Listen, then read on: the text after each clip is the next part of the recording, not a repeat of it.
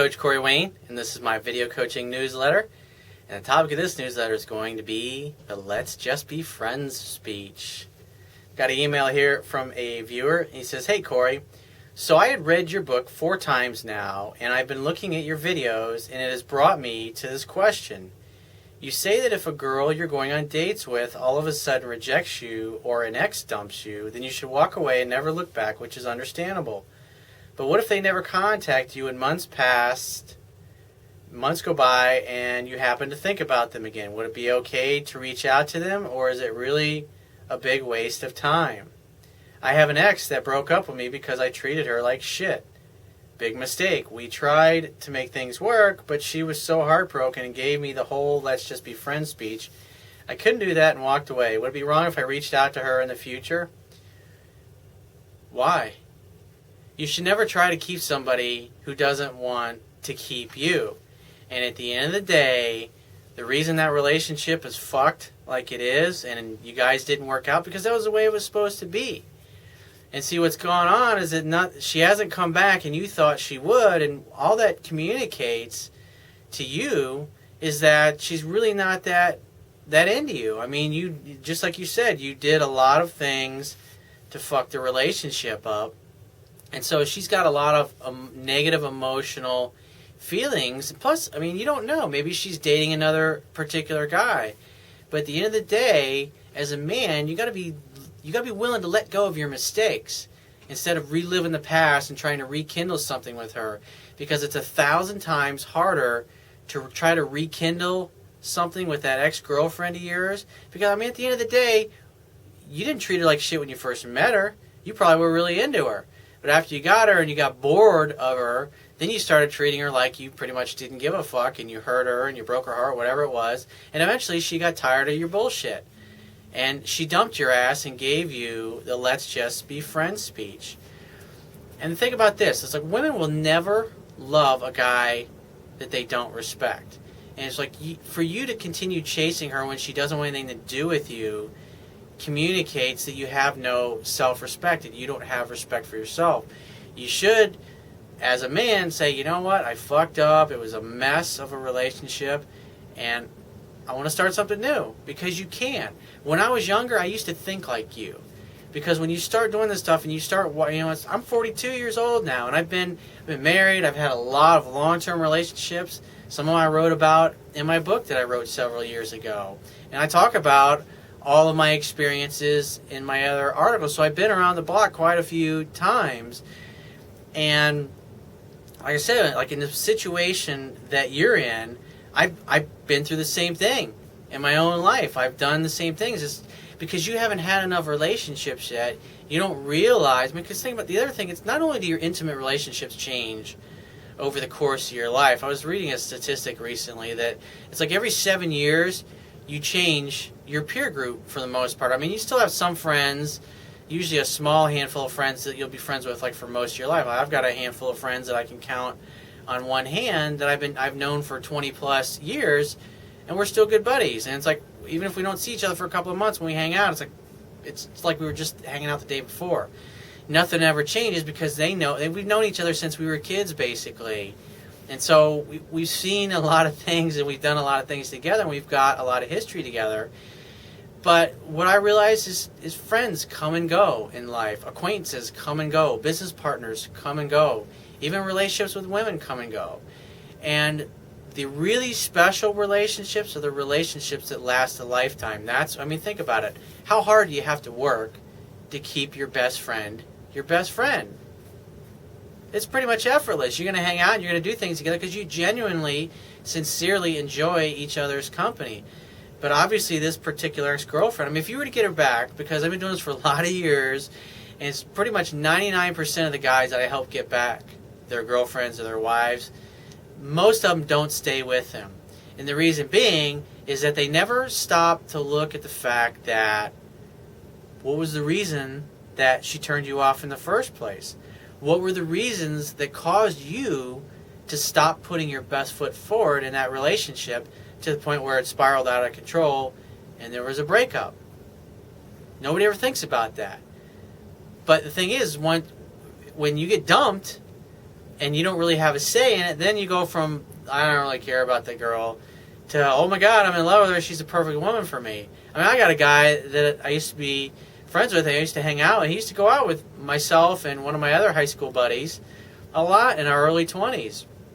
And he had this girl that used to come over to his house on the weekends, and he just was like, treated her like dirt, basically. And if we went out and he wasn't able to meet anybody new, which was pretty much most of the time, because he didn't really know what he was doing, he would call this girl, and she'd come over. It didn't matter if he came home shit-faced at 4 in the morning. He was like, God, no, we're not fucking me. It didn't matter. She fucking loved the shit out of him, and he'd wake her ass up. She'd jump in the shower, put her makeup on, get looking all hot. She'd come over and fuck the hell out of him. He'd be all fucking drunk and staking a beer. And it's like, she didn't fucking care. She loved his ass. She wanted him. And then he'd fucking kick her out in the morning, and he'd be rude to her. And it was like a couple of years later, he marries this girl, and he's still with her 20 years later, and both of them are overweight, and they're fucking miserable, and they don't really care about one another. They've got kids, they're staying in it for the kids, yet they're fucking miserable. It's like a lot of people do that. I've realized that most people do that in their life. They just fucking settle. They go along with mediocrity, or they try to stay in the kind of relationship that wasn't working. There's a reason that she's your ex-girlfriend. There's somebody way better for you, but until you grow a set of balls, you start applying the stuff that I teach and meeting other women, it's like you won't be able to move on and move forward and realize that all people in your life, not just your intimate relationships, all of them come into your life for a reason. You have a gift for them, and they have a gift for you. You never try to keep somebody who doesn't want to keep you. And I read a quote recently, and I just love it.